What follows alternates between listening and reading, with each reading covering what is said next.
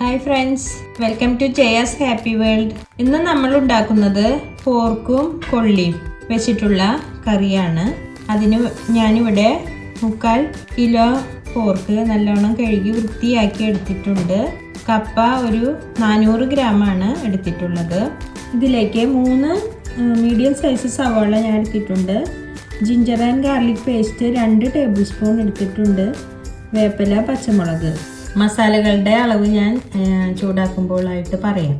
മസാല ചൂടാക്കി 1 മണിക്കൂറോളം പോർക്ക് ഇറച്ചിയിൽ പരട്ടി വയ്ക്കാം. ഇതിലേക്കുള്ള മസാല ചൂടാക്കാം. ആദ്യം ഒരു നല്ല എരിവുള്ള മുളക് പൊടി 1 teaspoon, Kashmiri chilli powder 1/4 teaspoon, 1/2 teaspoon മഞ്ഞൾപ്പൊടി, 1/2 ടീസ്പൂൺ മല്ലിപ്പൊടി, 1/4 ടീസ്പൂൺ കുരുമുളക് പൊടി, 1/4 ടീസ്പൂൺ ഗരം മസാല. ഇത് നമുക്കൊന്ന് ചൂടാക്കി എടുക്കാം. മസാല ഒരുവിധം ചൂടായി വന്നിട്ടുണ്ട്. ഇനി നമുക്ക് സ്റ്റവ് ഓഫ് ചെയ്യാം. ചൂടാക്കിയ മസാലപ്പൊടി നമുക്ക് പോർക്കിലേക്ക് ഇടാം. 1 ടീസ്പൂൺ ഉപ്പ്, ജിഞ്ചർ ഗാർലിക് പേസ്റ്റ് ഇതിൻ്റെ ഒരു 1/4 ഭാഗം, ബാക്കിയുള്ളത് നമുക്ക് വഴറ്റുമ്പോൾ ചേർക്കണം. വേപ്പില, പച്ചമുളക് ഇവയിട്ട് നന്നായി കുഴച്ച് വയ്ക്കാം. കൊള്ളി നമുക്ക് സെപ്പറേറ്റ് വേവിച്ചെടുക്കണം. അതിനായിട്ട് അടുപ്പത്ത് വെച്ചിട്ടുണ്ട്. അതിലോട്ട് ഒരു 1/4 സ്പൂൺ ഉപ്പിടാം. 1/4 ടീസ്പൂൺ മഞ്ഞൾപ്പൊടി ഇട്ടിട്ട് വേവിച്ചെടുക്കാം. കൊള്ളി നല്ലപോലെ വെന്തിട്ടുണ്ട്. അത് നമുക്ക് ഇറക്കി വയ്ക്കാം. കുക്കർ അടുപ്പത്ത് വെച്ചിട്ടുണ്ട്. അതിലോട്ട് നമുക്ക് മസാല പരട്ടിയ പോർക്ക് ഇട്ട് കൊടുക്കാം. പാത്രത്തിലോട്ട് ഒരു 1/2 കപ്പ് വെള്ളം ഒഴിച്ചത് ഒഴിച്ചു കൊടുക്കാം. എന്നിട്ടൊരു മീഡിയം ഫ്ലെയിമിൽ 5 വിസിൽ. അത് കഴിഞ്ഞിട്ട് നമുക്ക് നോക്കാം വേവ്. ഇനി നമുക്ക് കറി തയ്യാറാക്കാൻ തുടങ്ങാം. ഒരു പാൻ അടുപ്പത്ത് വെച്ചിട്ട് അതിലോട്ട് 2 ടേബിൾ സ്പൂൺ വെളിച്ചെണ്ണ ഒഴിച്ചിട്ടുണ്ട്. വെളിച്ചെണ്ണ ചൂടായിട്ടുണ്ട്. അതിലോട്ട് നമുക്ക് സവാള ഇടാം.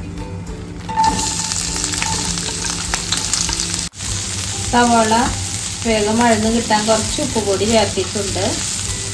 കുറച്ച് വേപ്പിലയും ചേർക്കാം. സവാള ഒരുവിധം വാടി വന്നിട്ടുണ്ട്. ഇതിലോട്ട് നമുക്ക് ബാക്കിയുള്ള ജിഞ്ചർ ഗാർലിക് പേസ്റ്റ് ചേർക്കാം.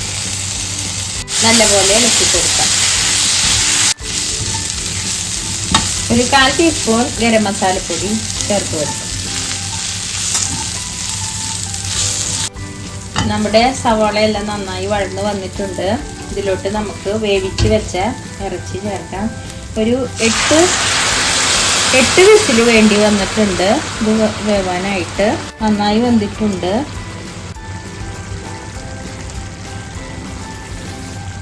ഇനി നമുക്ക് വേവിച്ച് വെച്ച കൊള്ളി ഇതിലോട്ട് ചേർക്കാം. നന്നായി ഇളക്കി കൊടുക്കാം. ഇത് നമുക്ക് കുറച്ച് നേരം ഒന്ന് മൂടിയിട്ടിട്ട് ഒന്ന് വേവിക്കാം.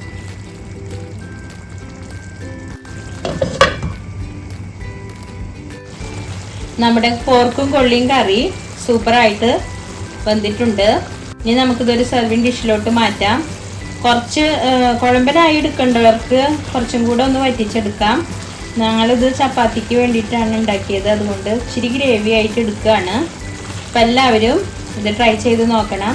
ഇനി ഒരു വീഡിയോ ആയിട്ട് വരുന്നത് വരെ bye from Jaya's happy world. Thank you.